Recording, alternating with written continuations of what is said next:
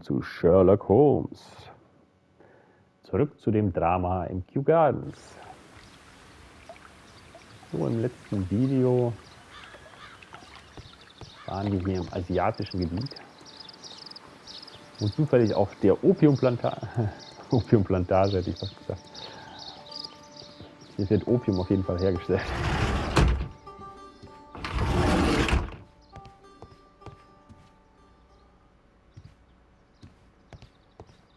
Drogentisch. Da haben wir uns auch schon bedient.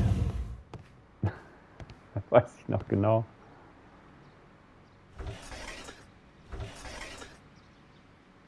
Käfig mit Raupen. Die Raupen kommen doch einem bekannt vor. Caterpillars. They are raised as food for certain plants. Let's take them.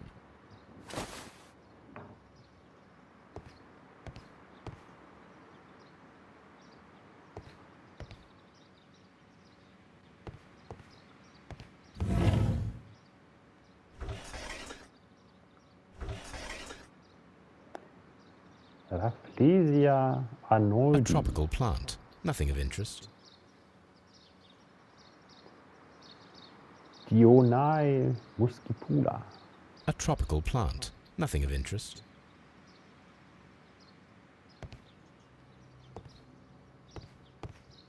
Nicht anfassen.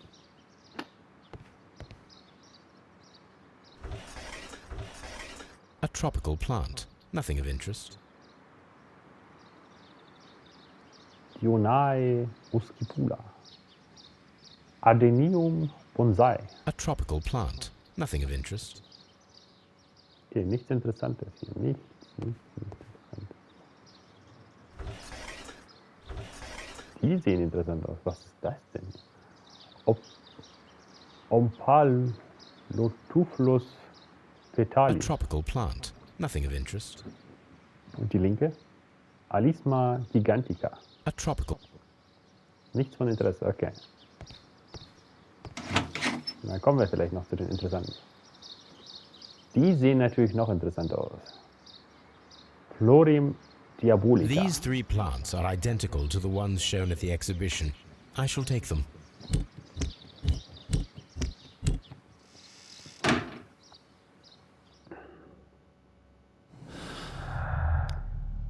So. Verschwundene tödliche Pflanzen. Vergiftung. Nein. Halluzination. Verdächtige Zutaten. 2 Studien. Nein. Vergiftung. Verdächtige Zutaten. Mit Pflanzen experimentieren. Führen Sie ein Experiment mit den tödlichen Pflanzen durch, bei denen Sie Alkaloid und die Raupen benutzen. Perfect, Watson. We can begin our experiment. Wo machen wir das? Wo machen wir das Experiment? In unserem Labor auf der Baker Street. Dr. Watson.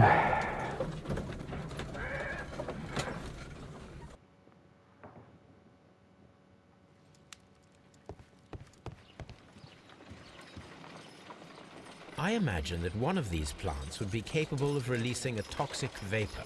I need to find out exactly how it could be done. I shall begin now. Watson, if you are at all optimistic to have dinner this evening, then I'd recommend that you put on the gas mask. Sollten Sie besser Ihre Schutzmaske aufsetzen.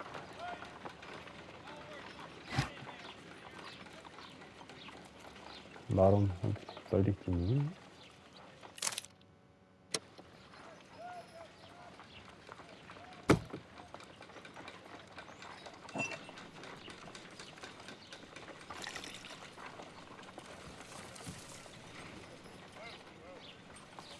This plant becomes inactive after being drenched with alkaloid.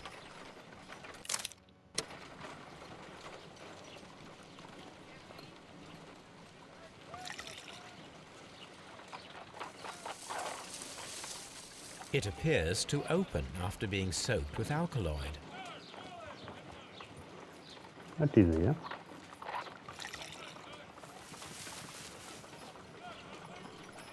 Sie versteckt. This plant becomes inactive after being drenched with alkaloid.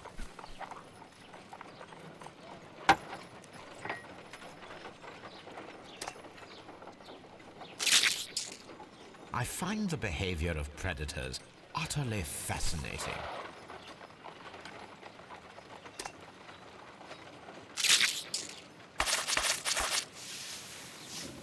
Oh. Die verströmt hier heute. Toxic gas with spores. Extraordinary. The plants would be capable of killing only if they were directly next to the victim and stimulated at precisely the right moment.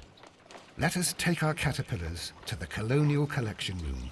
We may see things more clearly there. It is too early, Watson. Our suspects will be there. Let us investigate Kew Gardens one more time and ask some questions.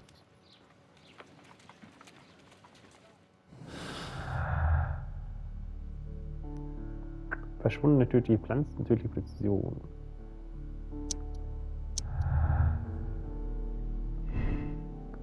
Mordplan der Sekte. Sekte nicht verwickelt. Jemand stahl die tödlichen Pflanzen, bevor die göttliche Gesellschaft dies tun konnte. Das werden wir noch erfahren. So, also. Unterhalten Sie sich, bevor Sie das Experiment im Kolonialhaus durchführen, mit allen Verdächtigen über den Tag des Mordes. Finden Sie heraus, wie die tödlichen Pflanzen im Kolonialhaus stimuliert werden könnten. Finden Sie heraus, wer Montague ermordet hat. Schauen, ob wir der Sache auf die Schliche kommen.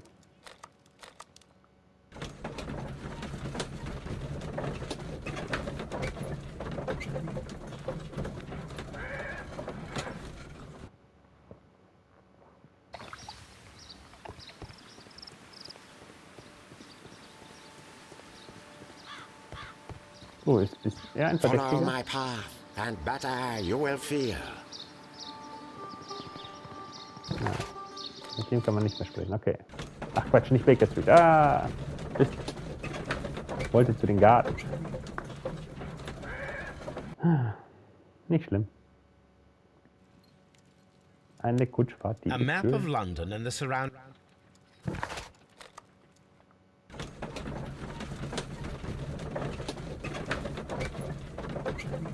Eine schöne Kutschfahrt.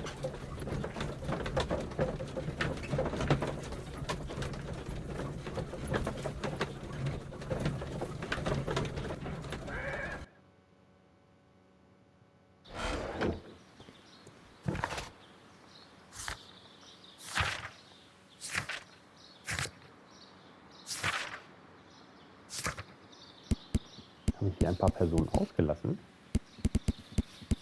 Hier fehlt jemand. Und hier fehlen noch 3 Personen.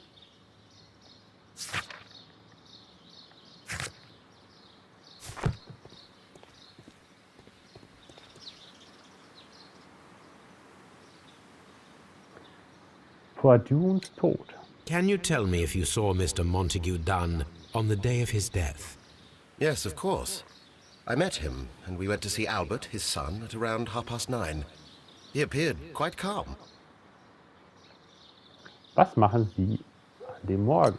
What were you doing on the morning of the accident? After paying multiple visits to Albert, I had a little talk with Miss White. Then I returned to my desk to complete some paperwork. Suddenly, I observed that Mr. Dunn was not feeling well, so I ran immediately to fetch Albert. I clearly remember that it was around 10:30, for I was late that morning. Thank you, Mr. Hamish. We shall continue our investigation. Danke, Mr. Hamish. Was hat denn Albert zu erzählen? Der Tag von Dunes Tod. Your father's death does seem highly suspicious. What were your movements here on that day? Suspicious. Well, I was working in the seed house, taking care of Lysa something, or Lear Pontus, or... No, wait. Ah, these Latin names. And I spent so many hours trying to memorize them. Did you see your father that day? Yes, He came here with Mr. Hamish for his weekly visit. There was nothing unusual about that. And then? Nothing. They stepped out to the backyard. It was perhaps 20 minutes before 10 o'clock. Then about 10 minutes later, I saw my father heading for the dry tropics room while Mr. Hamish returned here. Was machten die anderen? And Mr. Hamish and Miss White, what were they both doing that morning? Mr. Hamish visited me a couple of times. I also saw him returning from talking with Miss White, and that was at 10 minutes past 10. But then he ran back here to me to tell me that my father was feeling unwell. We hurried across to the water lily room, and I found my father lying dead on the floor. Oh my God. Thank you, young man. We shall see you again soon. Thank you, young man.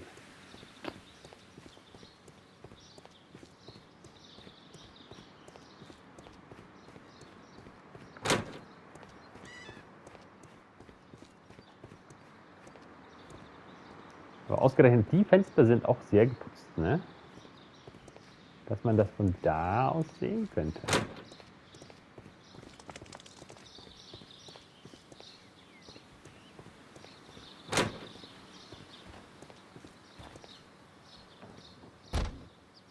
Der Tag von Dunes Tod. Can you tell me what Mr. Dunn was doing upon the day of his death? I can, but there is nothing very special to say.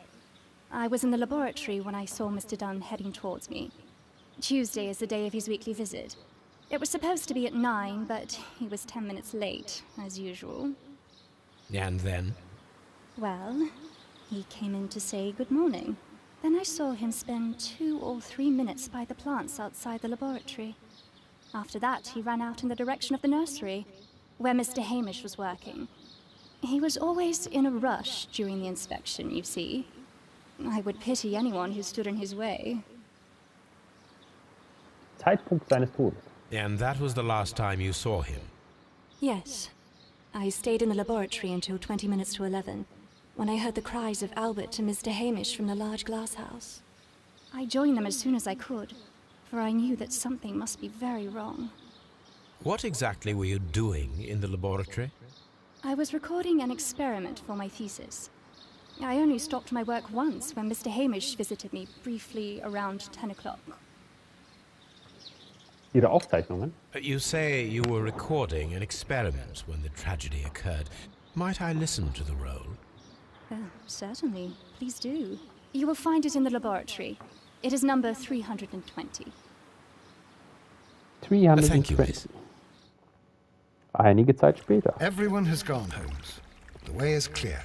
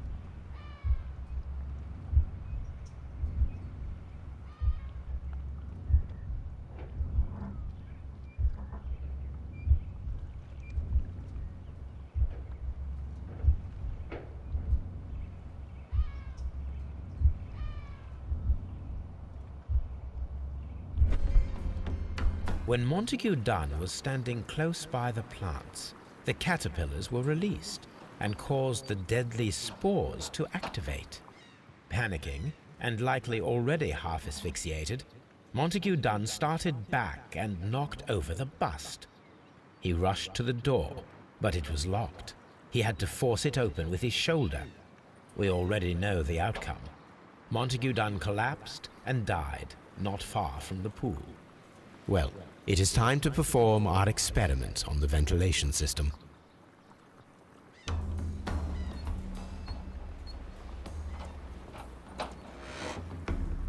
The caterpillars could only fall from the ventilation duct. Our caterpillars are in place. I'll activate the ventilation system so that they fall down. Watson, stay here and observe. All right, Holmes.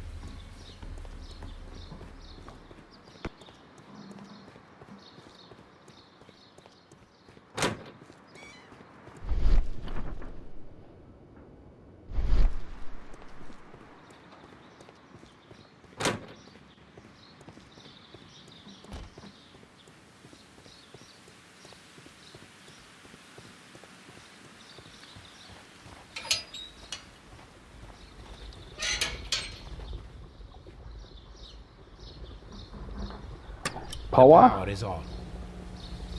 The engine cannot be started whilst the transmission is active. The engine has started. The ventilation system is working.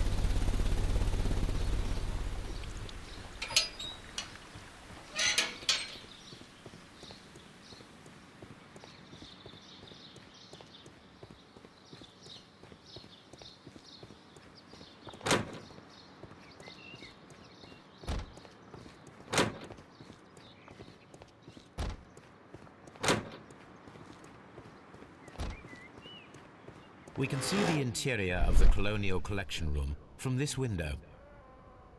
Excellent. This ventilation fan is working. Let us see if I can activate the other one.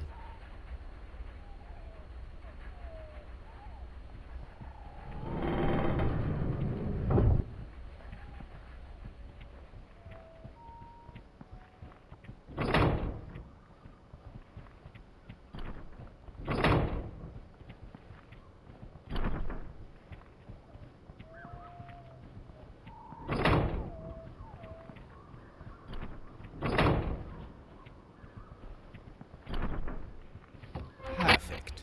Now I just need to find Watson to check the result. It works perfectly, Holmes. Bravo. Now, if you could just help me to get rid of these caterpillars. Perfect. Now we know how the murder of Montague Dunn was carried out, by activating both Albert's and Mr. Hamish's fans. But only from Mr. Hamish's workplace would it be possible to see when Montague Dunn entered the Colonial Collection Room.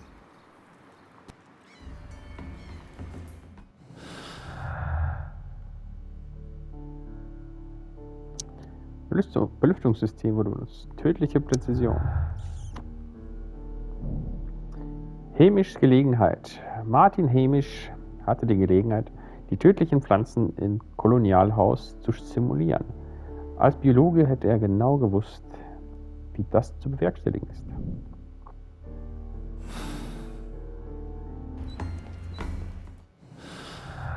Warte mal.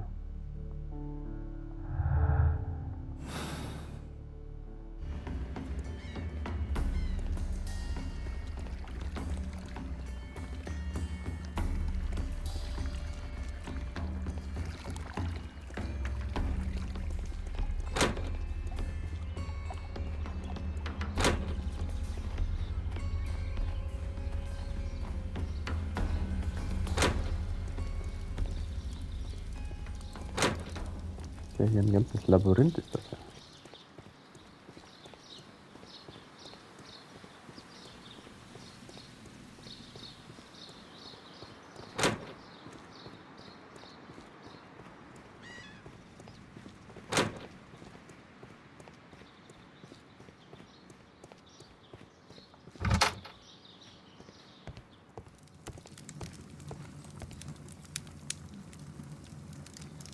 330, sagte sie.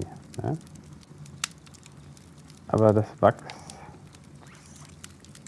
Wachsrolle ist nicht da.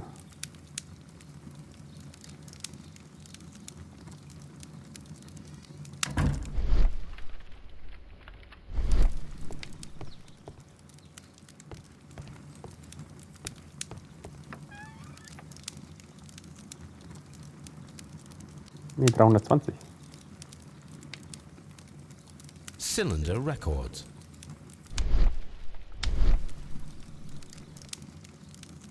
Here it is.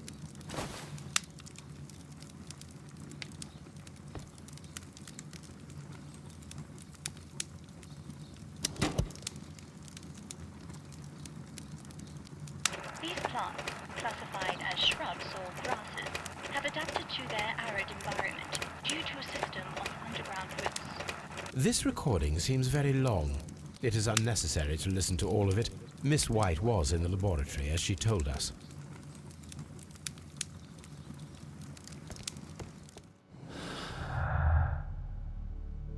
Miss Whites Studium. Tödliche Präzision.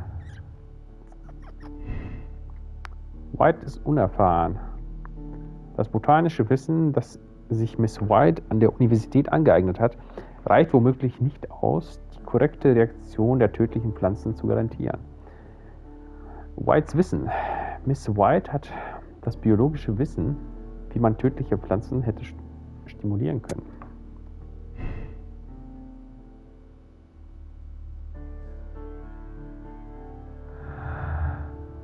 Alberts Ambition, tödliche Präzision. Albert ist unerfahren. Botanik, ja, auf jeden Fall ist er unerfahren. Botanik gehört nicht zu den Stärken von Albert Dune. Dementsprechend unwahrscheinlich ist es, dass er wusste, wie die Pflanzen zum Verschießen ihrer tödlichen Sporen gebraucht werden können.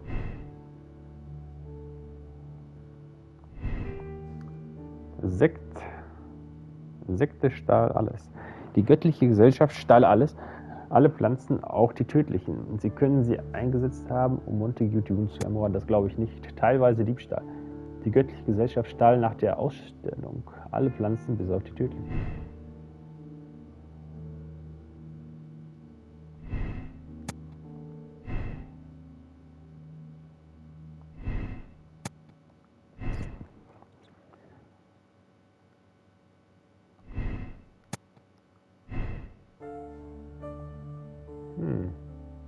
Was haben wir noch hier? Mordplan der Sekte. Die göttliche Gesellschaft ließ die tödlichen Pflanzen in Kew Gardens, um mit ihnen Montague Dune zu einem späteren Zeitpunkt zu ermorden. Jemand stahl die tödlichen Pflanzen, bevor die göttliche Gesellschaft dies tun konnte.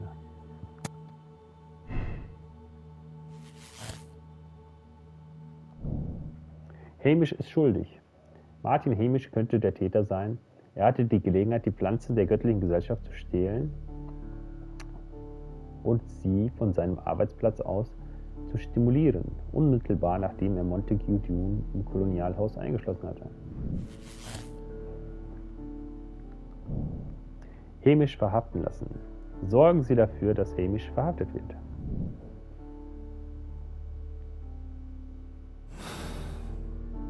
Let's go to Scotland Yard.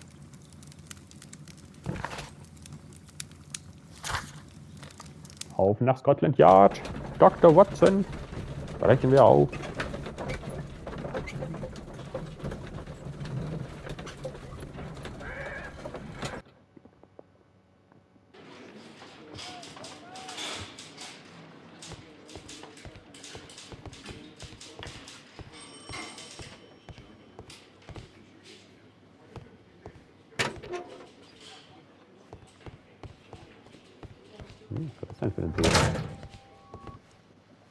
Inspector, I believe that Martin Hamish is guilty of the murder of Montague Dunn. Aha! I knew it. I'll send the lads around to arrest him. Very good. I shall wait to hear from you.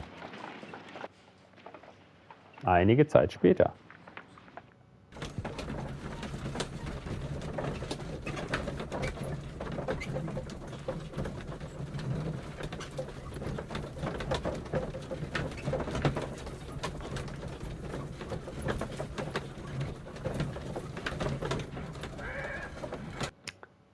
So, wo sind wir denn jetzt hier?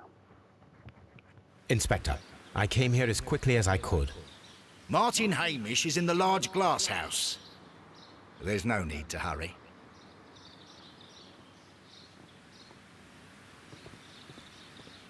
Im großen Glashaus.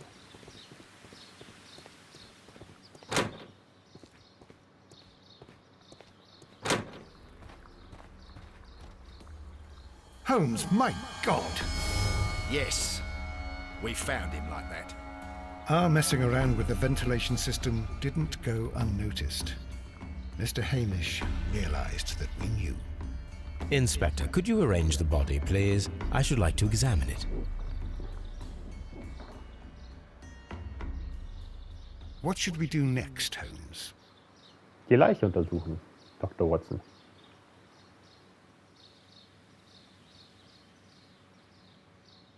Was ist das? Martin Hamish Brief. Mein Leben ist mittlerweile die Hölle. Es ist nicht zu ertragen, Dune hat es verdient zu sterben. Aber ich kann es mir nicht verzeihen, dass sein Blut an meinen Händen klebt. Wir von der Familie Hamish sind immer Opfer unserer Umstände geworden. Und ich selbst bilde da keine Ausnahme.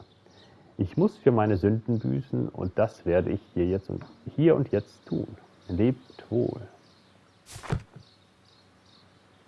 The mark around the neck is very visible. He died instantly.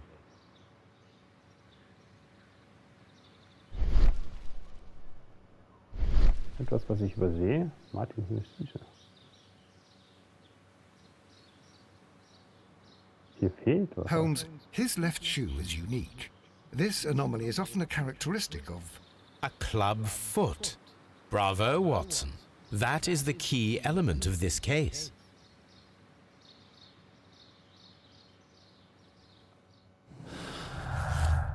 Klumpfuß. Hamish Geständnis.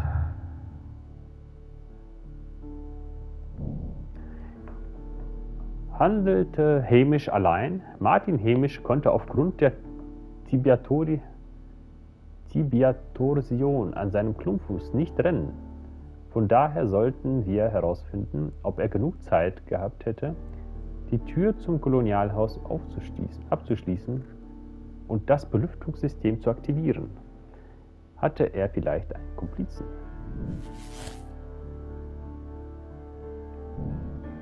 Unterhalten Sie sich mit Lestrade über die neuen Hinweise, die Sie an Martin Hamishs Leiche entdeckt haben.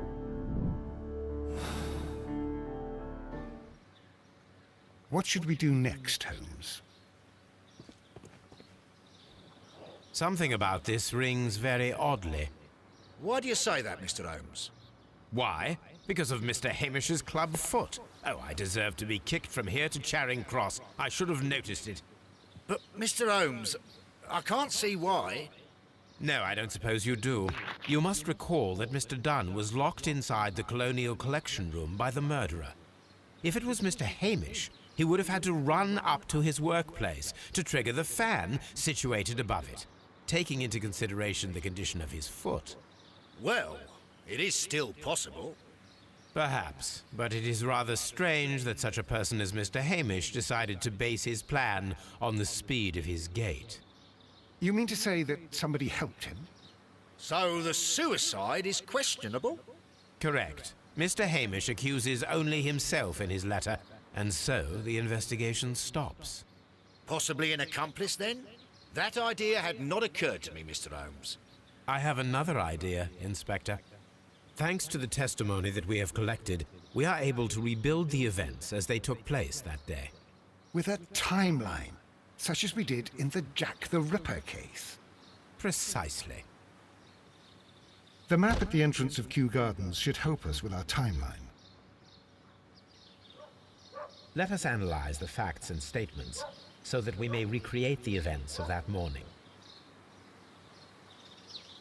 Martin Hamish und Montague Dune trafen sich gegen 9:30 mit Albert im Saathaus. Gegen 9:30 Albert im Saathaus.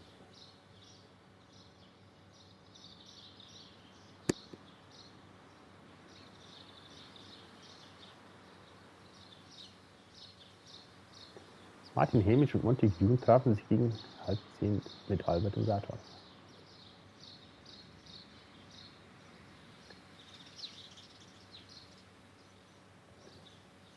Um ca. 9:20 gingen Hamish und Montague in den Hinterhof. Nach 10 Minuten. Um ca. 9:20 gingen Hamish und Montague. Hamish und Montague. 9:20 in den Hinterhof. Nach 10 Minuten setzte Dune seine Inspektion fort und betrachtete das Wüstenhaus.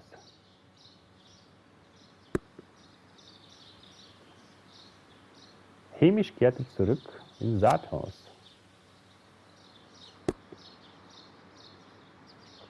Martin Hamish hatte um 10 Uhr eine Unterhaltung mit Miss White. Miss White unterhält sich mit 10 Uhr. Miss White hielt sich bis 10:40 Uhr. Miss White geht zu Hamish und Albert im Seerosenhaus. Bis 10:40 Uhr im Labor auf, als sie dann schließlich Hamish und Albert im Seerosenhaus sah und sich zu ihnen gesellte. 10:40 Uhr. Hamish lief sofort zu Albert, als er sah, dass es Montague nicht gut ging. Das war gegen 10:30.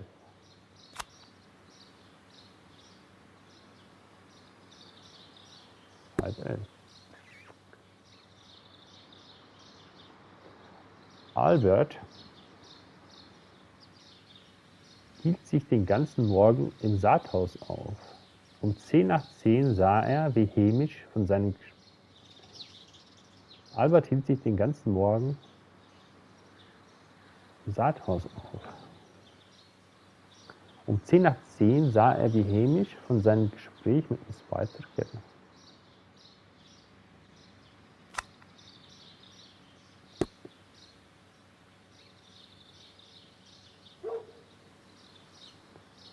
Albert sieht, wie Hamish vom Gespräch mit Miss White zurückkehrt.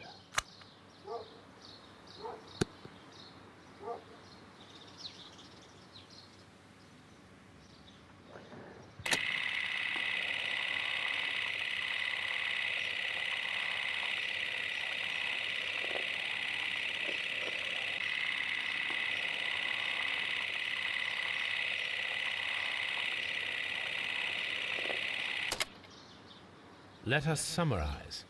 Montague Dunn was poisoned inside the Colonial Collection Room. He forced open the door, which means that someone locked him inside there at 10:20. Martin Hamish was last seen at 10:10. This means that he has approximately 10 minutes to lock the door of the Colonial Collection Room. Given that he was club-footed, it is doubtful. Albert also has 10 minutes to lock the door of the Colonial Collection Room, which is quite enough time. Miss White was last seen at 10 o'clock, which means that she had approximately 20 minutes to lock the door, more than enough time. Perfect, Watson. Now, let us ascertain who assisted Martin Hamish in killing Montague Dunn.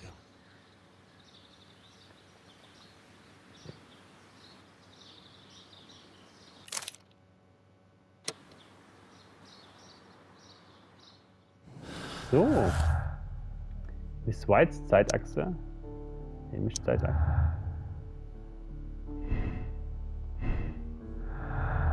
Und Hamish Zeitachse und Alberts Zeitachse. Albert kein Komplize. Martin Hamish und Albert Dune sind keine Komplizen. Es ist unwahrscheinlich, dass Albert die Gelegenheit hatte. Und 10 Minuten hätte auch nicht ausgereicht, um die Tür zum Kolonialhaus abzuschließen.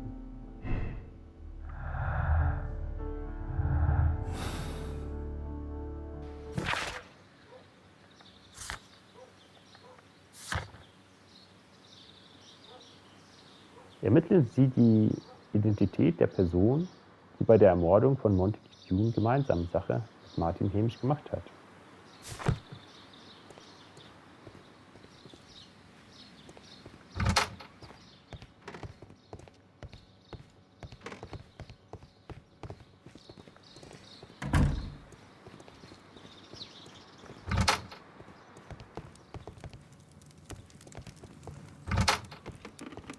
Wo finde ich denn die Person? Kann ich mit denen nochmal sprechen? Sie hätte schon alle Zeit der Welt. Miss White hatte Zeit. Miss White hatte 20 Minuten. Das wäre genügend Zeit gewesen, um Montague Dune einzusperren. Sie hätte die Tür abschließen und Martin Hamish Bescheid geben können, damit dieser das Belüftungssystem aktivieren konnte.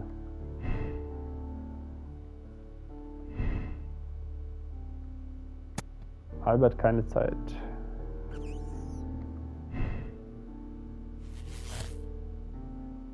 White ist eine Komplizin.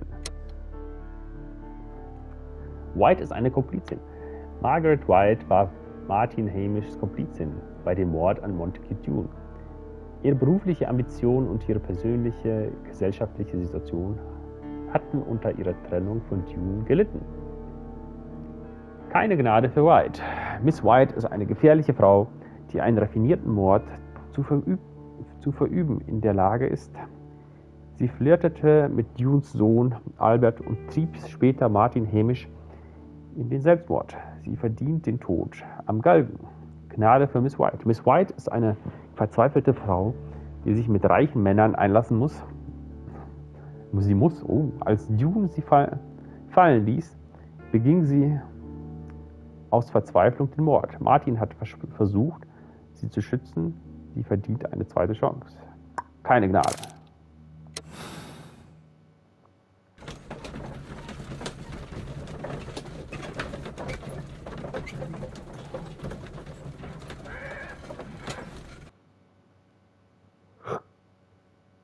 But Holmes, how can you be certain that we'll find Miss White here? It is obvious, Watson. Just use your brain.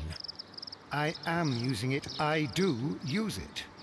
Now that the rope has tightened around Martin Hamish, Miss White must act to erase all traces of her implication. After the suicide of her accomplice, there is one final trace remaining: the deadly plants of the Divine Syndicate. She will be there. Very good. Shall we go? Just one moment. Now listen to me, Watson. I shall see her alone. You will conceal yourself behind her, quietly. Whatever are you planning? Nothing spectacular. The impulses of women have always been a mystery to me, but she is a bold one, and so we must be cautious. All right. You can count on me, Holmes.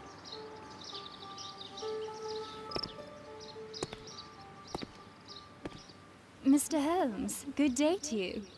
You do not seem surprised, Miss White. Well, I was expecting you.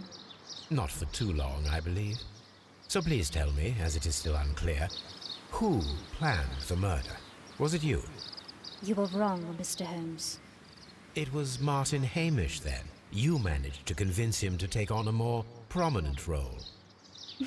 You could not be further from the truth. You think that you can fool me? You don't care what I think. It is difficult to care about someone who is capable of pushing a man to his suicide. It is over, Miss White. The police will be here any minute. Over, perhaps. One moment you were here, and the next, you were on the other side.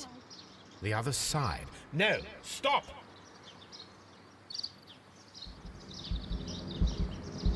I beg you not to do this, Miss White. Don't come any closer.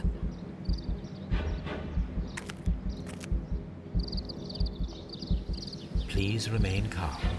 We can help you. Not one step further. Don't try to stop me.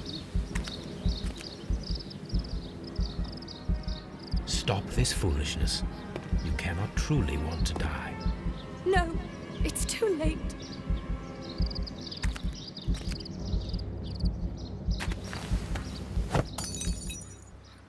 Zack. Well Erwischt. done, Watson. She was not faking. Miss White, you have no right to take your own life. Dr. Watson? Did you just save me? Or worse? Das Drama von Kew Gardens. Miss White hat sich als eine gefährliche Frau herausgestellt, fähig, einen raffinierten Mord zu verüben. Als ihr klar wurde, dass sie auf keinerlei finanzielle Hilfe mehr von Montague June zählen konnte, richtete sie ihre Avancen an dessen Sohn, Albert. Sie war diejenige, die die Tür zum Kolonialhaus abschloss, nachdem unmittelbar davor Hamish die Raupen freigesetzt hatte. Danach drängte sie Martin Hamish in den Selbstmord, nur um den Verdacht von sich selbst zu lenken. Sie hat ihr Ende mehr als verdient.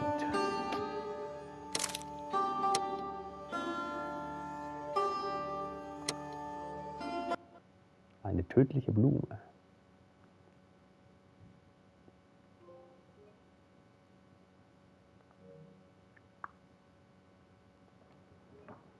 Nun, wenn euch das Video gefallen hat, macht einen Daumen nach oben, abonniert den Kanal, um nichts zu verpassen.